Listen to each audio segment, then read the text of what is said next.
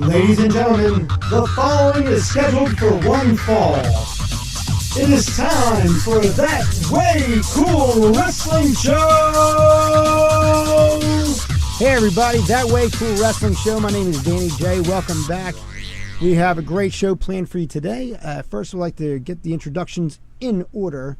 I'd like to welcome my man LeGrande Onslaught Jackson. What's up? Mad Mark Lindsay. Hey. And joining us again, we got the brothers Mackentyre, Johnny and Angus in the house. Guys, thanks for coming back. Thanks for another show. Thanks for having us again. Absolutely. It's always fun to have you guys in here. Once again, Charles Gregory is on assignment. He'll be back very, very soon. Remember, you can check us out at That Way Cool Wrestling Show on Facebook and thatwaycoolwrestlingshow.com. For the website, we have episodes 1 through 10 from season 1 on there. We're also going to be showing this podcast on there through YouTube and through SoundCloud and a number of other podcast formats. So this way you'll be able to take this anywhere and listen to the greatness that is That Way Cool Wrestling Show. Today we got a great show for you. We're going to talk about underrated wrestlers. There are wrestlers out there that performed to caliber in the eyes of a lot of different fans and maybe didn't get their just desserts. Was there a reason for it? Was it just bad booking? We're going to get into all that today. When I go back and think, and I'll start it off because I have it on my mind, I think back to, my glory days were 85, 86 in wrestling, and I go back to Jim Crockett Promotions, and the one wrestler that stands out to me as an underrated wrestler for me was the Raging Bull Manny Fernandez. Manny Fernandez, if you watched back then, really was popular when he teamed up with Rick Rude as a dynamic duo. They were the original R&R, not the original R&R, but they used to call themselves the R&R, Rude and Raging Bull. They had a really cool t-shirt out and stuff like that. They were the World Tag Team Champions.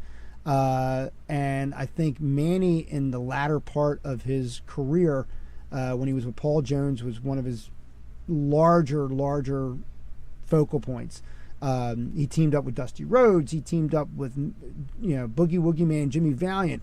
But here's a guy that, like I said, was such a solid wrestler. Someone that could play a face and a heel. He was a dangerous wrestler. He was very good in the ring. He had a martial arts background, and he didn't hold a lot of titles, at least on television, at least in my time that I was watching it. He held titles prior to me getting into Jim Crockett Promotions because, up here in the Northeast, we didn't have JCP up until about 85 or so. But for me, that's my pick. Guys, go around the room. Maybe we'll start with LeGrande. If you think back, and it can be any era, on someone that was really, truly underrated to you. Well, to be totally honest with you, I'm a Junkyard Dog fan. Yeah. Junkyard Dog was always one of my favorites. He was underutilized for what he was. He was a big man. He was very physical. He had a lot going for him. But when you moved him into, to say, the WWF era, yes, he became more of a caricature. Well, yeah. He came out, he danced with Mean Gene, all grabbed them cakes and all that kind of stuff. Yeah. To not take away from him, because he was one of the toughest sons of guns that ever stepped in the ring. You forget about the matches he had with King Kong Bundy. You forget in about World Class. A lot of the matches that he's had Mid-South. In Mid-South. Mid-South. Yes. He would brutalize guys, and it just to me seems like he had title holder material written all over him. He could have been that guy back then. He could have been, but they never gave it to him. And maybe if he stayed in some of those other feds that were giving him actually good bookings a little longer, maybe you would have seen him with a title or two here and there. Definitely going to the World Wrestling Federation at that time was Money in the Bank. But remember, even back then. But remember, when we talk about wrestling as a whole, everybody thinks of WWF or WWE as the brass ring. Right. That's what everyone. Well, they were running out of Madison Square not Garden. True, yeah. I mean, and it's not. It that's really what isn't we've always been conditioned to believe. Yeah, that's what everybody's, from the time that you get indoctrinated into wrestling, that's the brass ring. And a lot of guys, that's what they want. Yeah. Older guys, younger guys just starting in, so you go there, and unfortunately, you get a lot of guys who fall to the wayside, Yeah. get lost in the shuffle, and they're extremely talented. I mean, extremely talented. And But it goes back to, like you said, it goes back to the booking. It goes back to the writing. Back then, Junkyard Dog, me, Raging Bull, Manny Fernandez, there was probably a little bit less writing and a little bit more booking to be at fault for it. I would have utilized these guys in a much better capacity. Like you said, in the World Wrestling Federation at that time, it was, when you watched a World Wrestling Federation, it's kind of weird, but it's like a very happy show. Does that make sense? It was a very happy show. It was brightly colored. Everybody was very excited to be there. There were fairly few dark moments. Yes. In that, because everybody, if you have Disney World, yeah, and you have yes. You got Disney World, which is bright and happy and sunny and blah blah blah blah blah. And then you got Hanna-Barbera. I like Hanna-Barbera. I do too. You got Joe's Slop Park down the street. You know, I'm not saying that to be derogatory to any other federation or anything. To Joe's Slop Park. Yeah. That's the way everybody looks at it. Joe makes it as clean as he can. A lot of the other federations that were coming around back then were darker, grittier. The storylines were more brutal. It was more visceral. Like when Dusty Rhodes went up against the Horsemen, and the Horsemen caught him out in the parking lot. Yeah. And broke his wrist, and it was a mugging. It was just, it was more of a visceral type thing where you'd be like, "Oh my god!" You could believe that. Well, and that goes back to the demographic, and World Wrestling Federation then and WWE now has always been, and it's very smart, and it's why they're still atop of everything. Is that they looked at it early and said, we need to concentrate on demographics. We need to concentrate on who's going to keep us going. Can we survive on our house shows? No, you cannot. Can we survive on television? Well, considering how much you have to pay for it, probably not. So what we have to do, we have to get merchandising. We have to do things that are going to bring people in. And who spends more money than anybody else? Children, in a sense, because they spend their parents' money. Parents of the children. Well, that's the thing, but the children dictate where the money goes. That's right. But did you see the numbers that just came out a month ago? No, I where haven't, actually. Vince McMahon has been playing to family and kids for so many years. Yes. They did a study, 75% of his audience over the age of 40. You know what it is? It's everybody that was from the 80s. Yeah, it's my generation. Yeah. I was born in 1985. It's my generation. We're the ones, if they design a cool T-shirt, I'm going to buy that shirt. I'm going to wear that shirt. It's become okay to wear shirts around again. Yes. And we're a generation. We'll spend money. We'll spend money on your streaming service. We'll spend it on merch. There's the people out there that buy the belts. I disagree with that because who'd you ever beat? Yes. That's just our generation. I have belts because I have belts, but I don't like. And we'll get into that in another show, but like that's our generation though. Like people buy like Voltron figures. Be my wife. That's how I got the money to get the belt. Look it up at more lights. It was no bigger than my thumb. By no means is Way Cool Wrestling Show any way affiliated with domestic abuse. Please be advised that this was all in jest. Thank you. Thanks everybody for being quiet while you said that. I want to make sure that got out there. We knew the line was crossed. Your wife beat I got a beating when I get home. Actually, my wife's going to listen to this. Yeah, I'm make her listen to every you don't podcast. beat your wife. She beats your ass. I know. I'm getting a tongue lashing. It's called foreplay. You know, and I got a funny wrestling story that actually correlates with that. I mean, we'll do about Save that in the a minute. bedroom stuff for later. But you're right though, in the sense that like they really they went for the children. And once again, they made it happy-go-lucky. And in a sense, like you had a good analogy, they made it a Disney wrestling show, in a sense. And the characters were, even back then, even if they were plain characters, they did larger-than-life gimmicks. They did larger-than-life storylines. Even the characters that weren't unbelievable still came in and were very G-rated in comparison to what they did. You don't even know what's going on in the studio right now. I'm just saying. I'm distracted. So, but yeah, in going back to like NWA and then your Smoky Mountain and Florida, even down in Florida for what was the Florida Championship Wrestling, and it was a lot more barroom brawl. We're going to settle this like men, blah, blah, blah.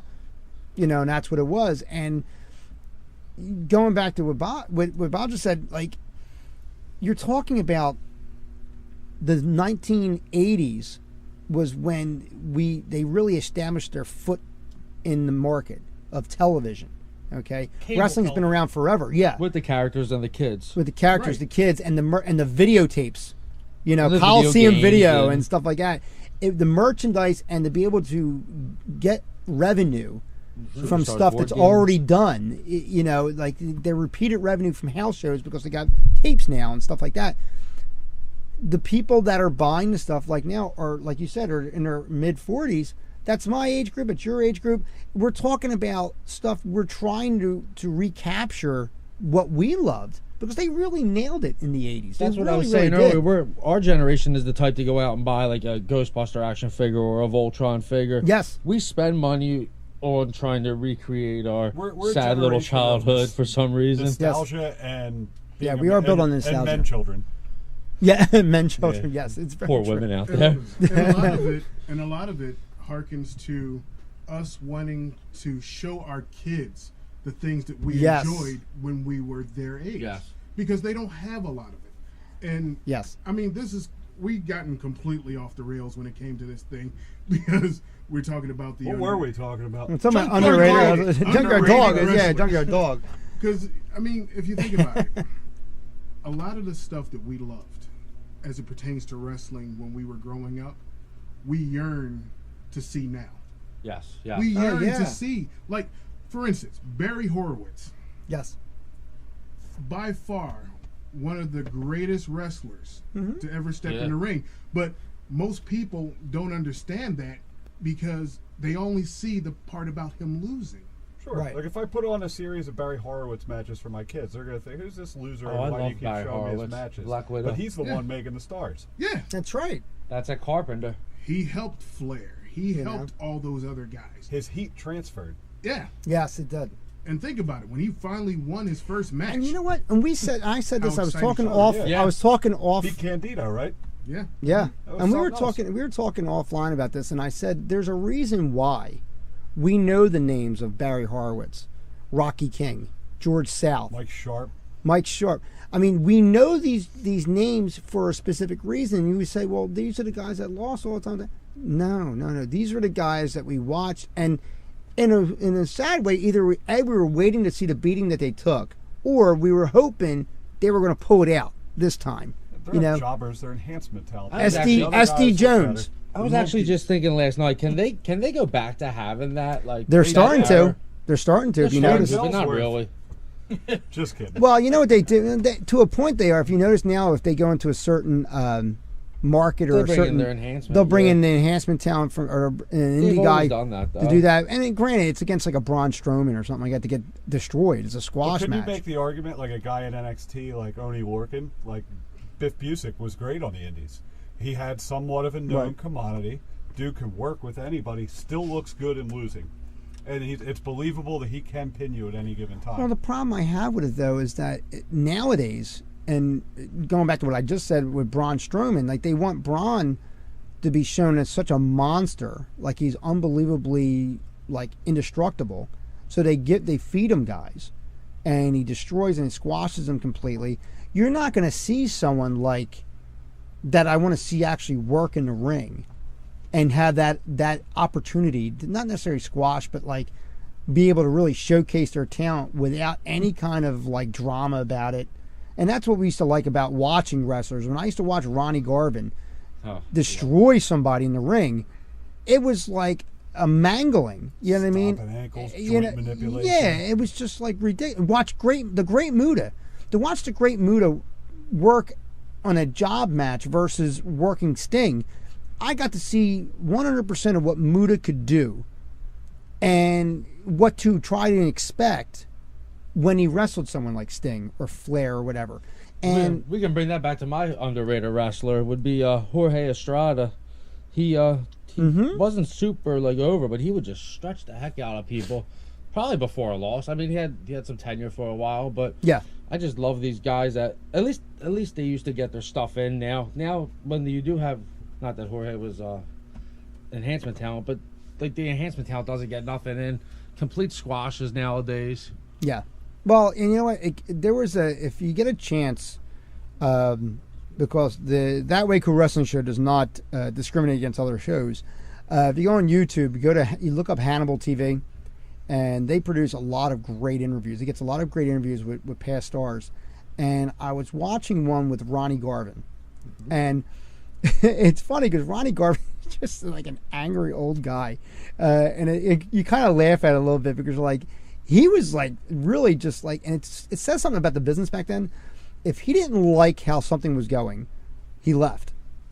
There wasn't like this major like lawyers and contract agreements that like. Yeah, it was a gentleman's word. It was a gentleman's word, exactly. It was a handshake, and it was like, I'm not doing that, and I'm leaving. Boom. And in this one instance, they were talking to him about Magnum TA. It was one of my favorites back then. He was the Sting of the 80s, in a sense.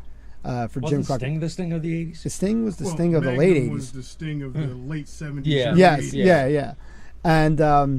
And I even said it. I think had he not been in an accident, we probably would have seen a Jim Crockett Senior Memorial Cup with Sting and Magnum TA as a tag team, because it would have been the two Golden Boys, right? You know, and it probably would have been a passing of the torch type of thing. First the Horseman off, that would have been crazy. You know what I mean? And the guy was talking about Magnum's push, and it's always been known that Magnum was pushed to be the world champion, to beat Flair, and then the accident happened. And then Barry Windham came into play. And Barry Windham was phenomenal. No, but Ronnie Garvin comes in, and they move Garvin into that spot as the transitional champion. And he said to him, "What was it like to go into that spot and become the world champion?" And he shattered my childhood in one sentence in saying, "What do you mean? I showed up to work. They told me I had to put on this belt, and I put on that belt. And then when I showed up to work another day, they said, all right, you can give me the belt back. And I gave it back.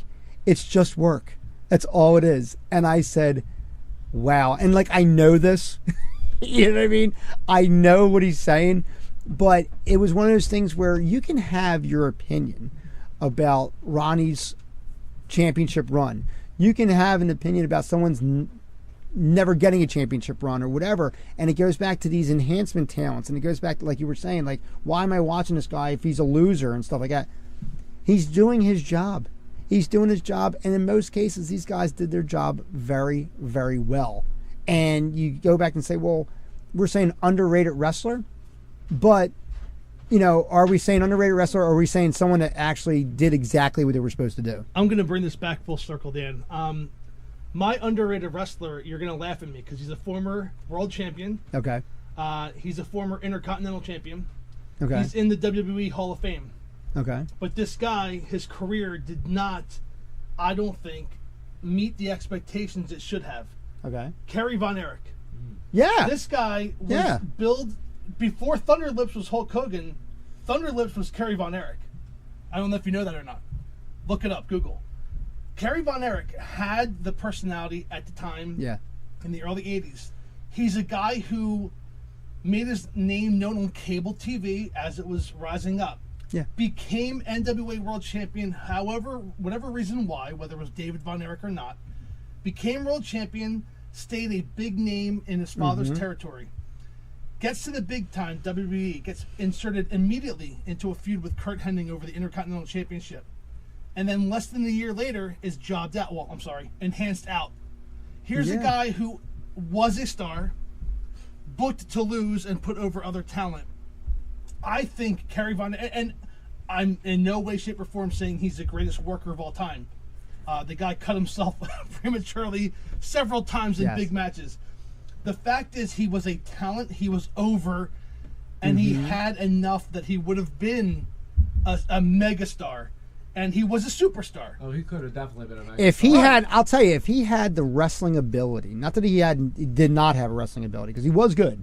I think he was, like, I want to make sure that people know, like, you, not that you intentionally did this, but you kind of made him sound even worse than what he was. I think he's better than that a little bit, but had he had the wrestling ability of Kevin Von Erich, with his look, with Kerry's look, there would have been no stopping that guy. But then again, it goes back to booking. You know, it goes back to booking. It goes back to, like you said, like, why am I going to take this former NWA world champion, be it a transitional champion or not, because he could be considered a transitional champion in a sense. You know, could it be just because he was a big fish in a little pond? Of course. With Fritz, you know, Fritz's thing, and you're coming up to the big leagues, and now you're going to do, you know, you're going to earn your spot, and we'll see if you are worthy of your name, you know. I mean, that could definitely be it. I don't know. You know, but it's one of those things where that's another person, like you said, once they started to, you know, to job him out, you know, he was playing the Ultimate Warrior in multiple dates when they used to, because they used to double book Doink, and he used to double book the Ultimate Warrior, once again, to collect funds. And what they would do is they would use Kerry Von Erich to be the Ultimate Warrior in some cases and stuff like that. And, you know, once again, is he collecting a paycheck? Is he doing his job? Sure. I mean, you're going to work, and it's just like Ronnie Garvin said. I show up, they tell me to put this face paint Right. on, and I leave. and then that's it. And I'm collecting my check, and as long as I get paid for what I'm doing, I'm cool. And if it's something I don't want to do, I'm going to tell you about it. And if we can't come to an agreement, I'm gone. You know, and that was the beauty of it back then too. It was disheartening to fans because you would finally see somebody, and then they'd be gone real quick. Like when Bobby Eaton was with Dennis Condrey, you're like, oh, the Midnight Express. And then Condrey leaves, and they bring in Sweet Stan. And they're better. And they're younger look. It's a younger, okay? It almost, you know, it was a younger Midnight Express. It was refreshing, you know what I mean? And then Stan leaves, and then they go into, you bring in Steve Kern. For Bad Attitude. Right, and as funny as that is, you're like, all right, this is the other side of the Fabulous Ones. Are we gonna like see a new Midnight Express? No, we didn't see any of that at all. And I think Kern stayed there for maybe a month, if he was lucky, you know. Don't forget about Bodacious Bart. Yes. Oh yeah. Bodacious Bart and Spark Plug, right? Spark Plug. Don't forget about Tubular Tony. But yes, you know, you have guys like now you're talking about like guys like Dukes the Dumpster Drozy and, It's not a time to be alive. you know what I mean? They serve their purpose. You know what I mean? 1994 WWF was rough. It was See, rough. my thing, Non-main event. going back to what we were saying Yes. with this, I'm speaking from a fan point of view. Yes.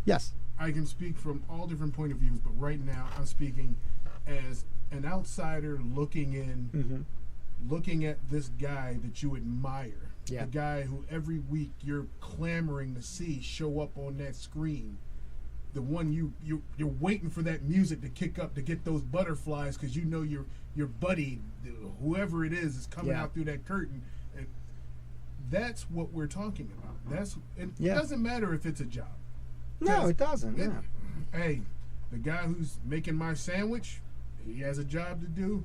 He's not excited now making my 3,000th sandwich that he was when he was making the first one. Yeah, but he doesn't have entrance music. That's You never true. know. Maybe he does. That's You true. never know. Maybe if he did, he What could have goes better down the car sandwich. on He's break. kicking up in his head in the locker room before he comes out after he puts on his smock. A cigarette break, breathing the smoke out like Goldberg. You know, Yeah. But he does have something in common with the current product, and he has no pyro. So Yes. Hey, Except when for he the grill flicks going that up on fire. cigarette, when he flicks that cigarette That's all and the it hits pyro the you need wall on- and the little embers go flying, that's On the his side of a pyro. Wawa. Well, you know what they said too. A lot of times they say, in a lot of cases, they'll put the title on someone that they need to push. In some cases, versus someone that doesn't need to push. So a lot of times you'll have Somebody wrestlers, needs the title, but the title doesn't need them. right? And a lot of times you have guys that they never need a championship anytime because they're over no matter what. Like And Sami they Zayn needs a title. Sami Zayn probably needs a few that- titles, we but need not to in go to commercial WWE. break right now. I think Guns and Gallows need the So- titles right now. So if I could get my underrated wrestler in, I'm torn between a couple guys. I got Rick Rude, Right.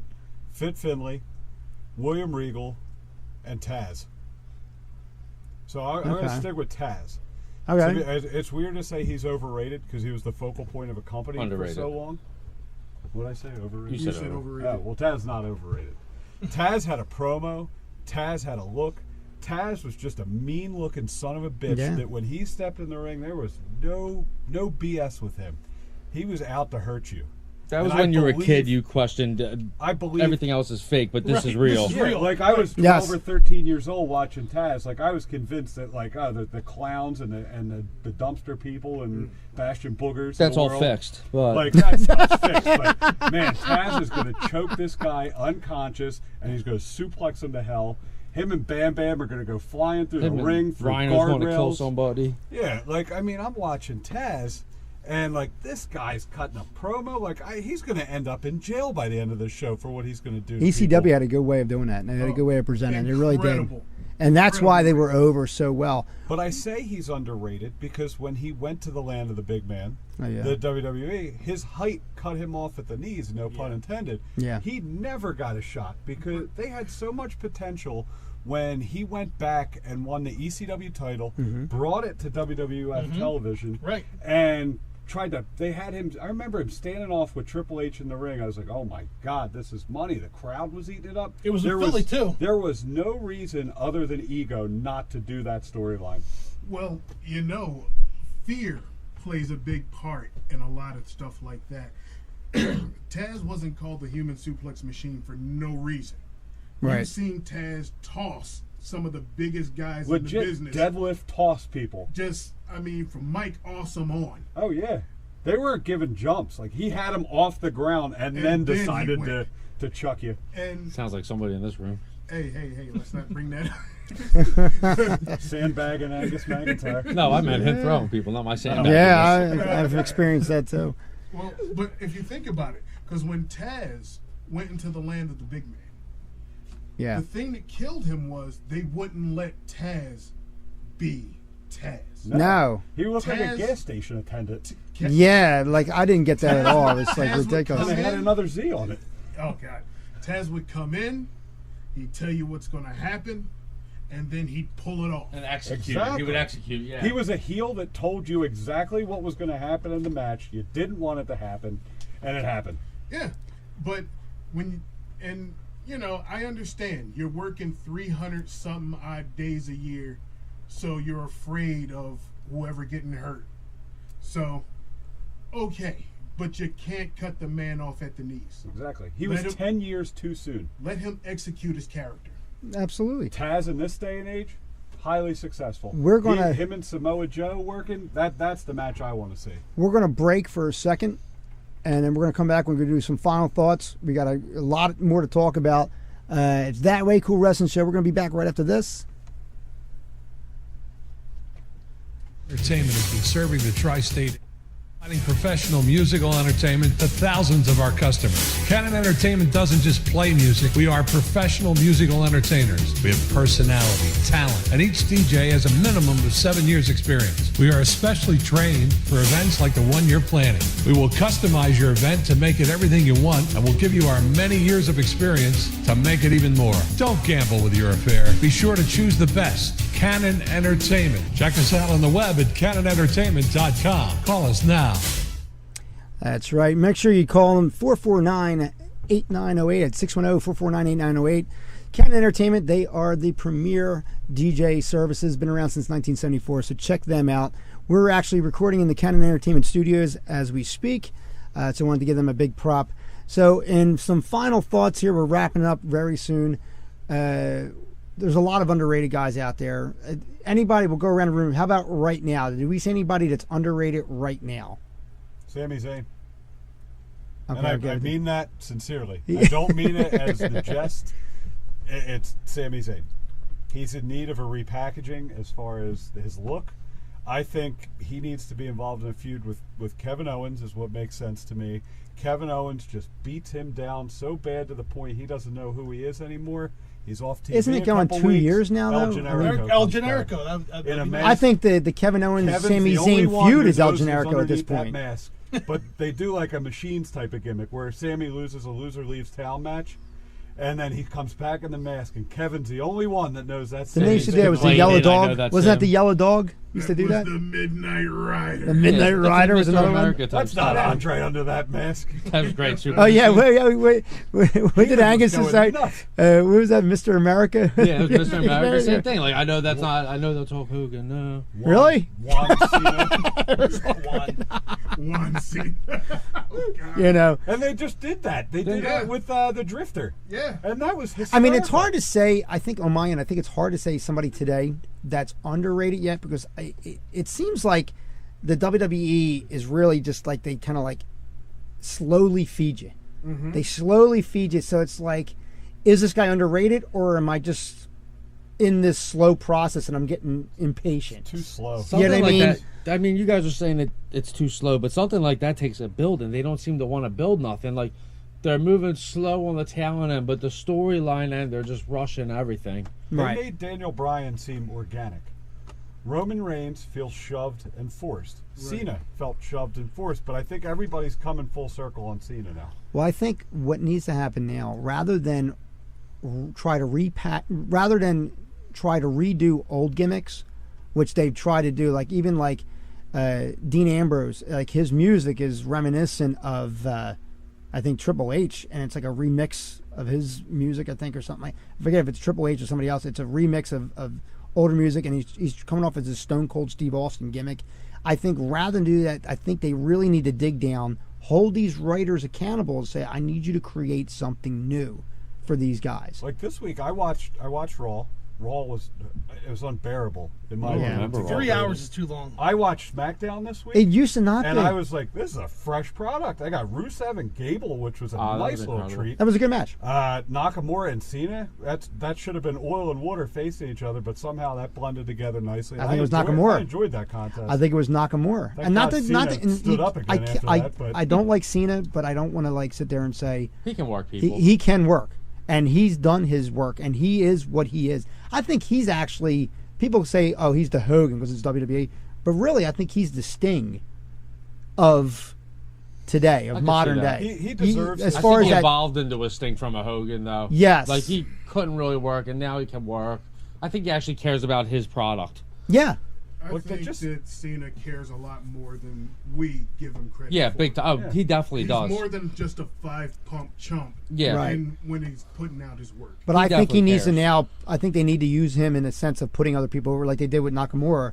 Exactly. I think they need to let him give the nudge up because They 16 need is enough fresh- with him. They need Let's- fresh feuds. I think that's fine with him getting the 17 too, because it's Vince's creation. Like Vince is the big dog. If he wants his guy to have the most titles, And not for anything, offline, Ric Flair has 22 22. championships. yeah. I'm not concerned. Well, once again, anybody, Mark? Well, you're gonna laugh at me. Yeah, I but, do. The Miz. Really? Here's a guy, well, Absolutely. here's a guy who I was not a fan of when he first started. He really worked his ass off to get over into a main event program. He main events WrestleMania 27, and now he's a great character. Yeah. You want to see him. He's a modern day Ric Flair. You want to see him get his. You That just- came out wrong. I'm sorry. You want to see him get his ass kicked. You will pay No, I to see see what the you're Miz saying. get shut But up. not by Dean Ambrose. I Not just by want No. Dean Ambrose Dean. to go away. Understood.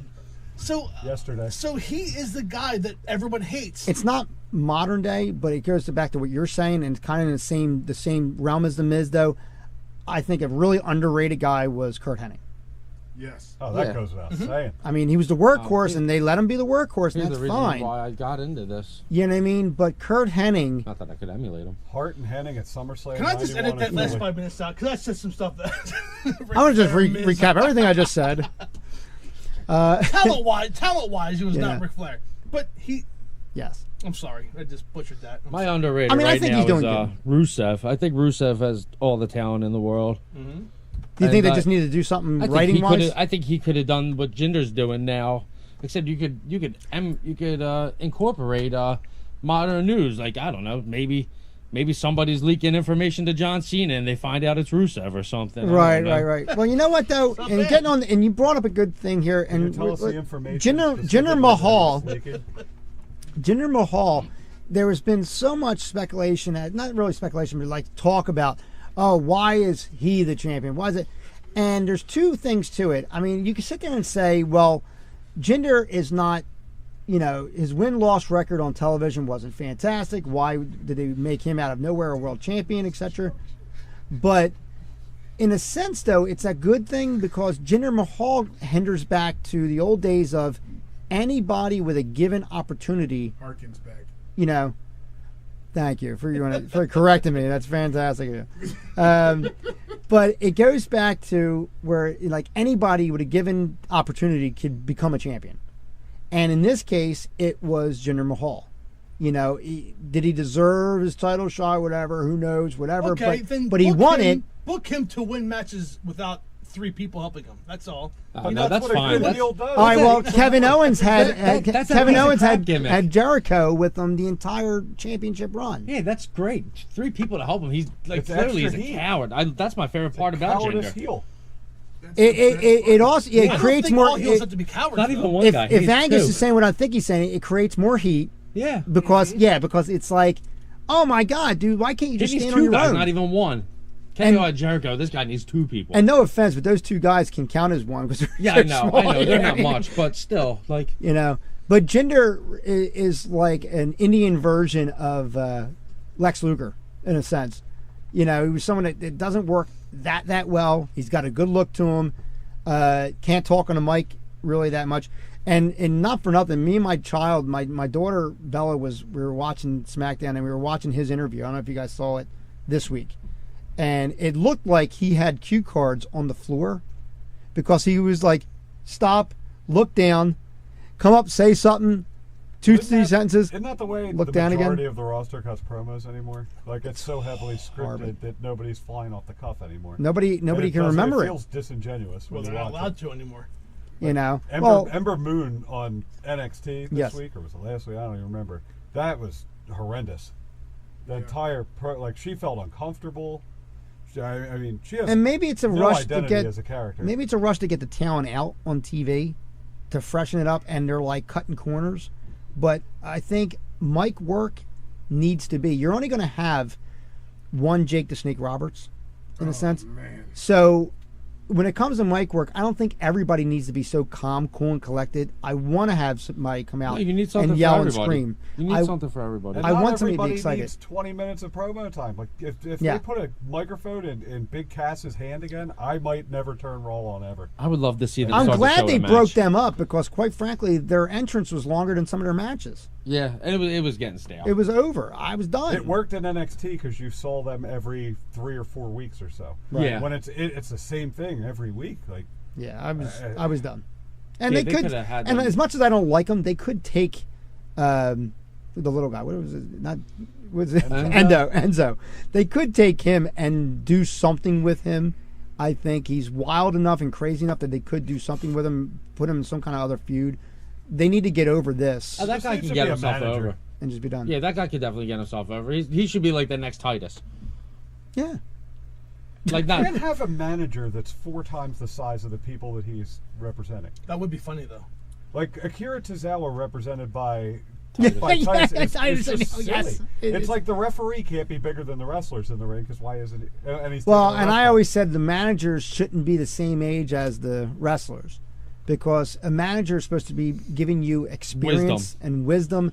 And how, if I'm the same age as you, can I possibly do that? It's like how we like our news anchors, cute women or old men. Like Yeah, that's why I like my news anchors.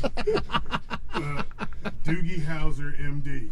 Yeah, He was a genius. yes, he was. He was young. He was 15. Cutting edge. He was cutting edge. he could work that scalpel. Oh, jeez. All right, this is going way off rails.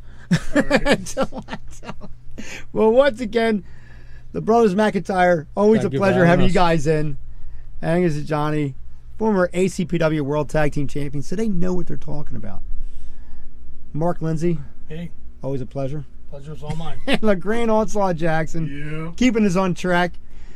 Until next time, we'll see you at the matches. Goodbye, everybody. The proceeding was produced by DJB Productions.